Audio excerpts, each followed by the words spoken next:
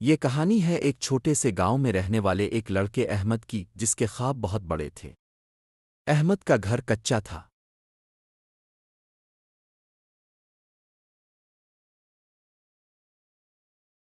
احمد کا گھر کچا تھا، اس کے والد ایک مزدور تھے اور والدہ گھروں میں سلائی کا کام کرتی تھیں۔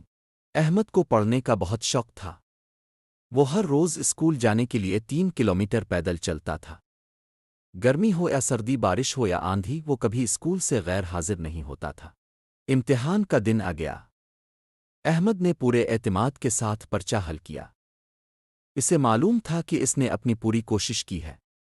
نتیجہ آنے تک وہ دل ہی دل میں دعا کرتا رہا۔ جب نتیجہ آیا تو پورے اسکول میں شور مچ گیا۔ احمد نے پہلی پوزیشن حاصل کر لی تھی۔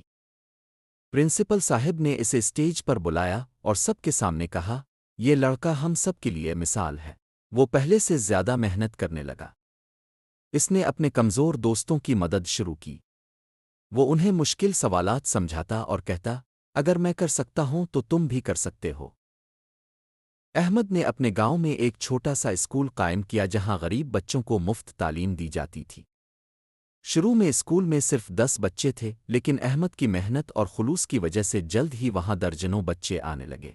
ایک دن ایک چھوٹے بچے نے احمد سے پوچھا، سر کیا میں بھی بڑا ہو کر اب جیسا بن سکتا ہوں؟ احمد مسکرایا اور بولا، تم مجھ سے بھی بہتر بن سکتے ہو، بس اپنے خوابوں پر یقین رکھو اور دل لگا کر محنت کرو۔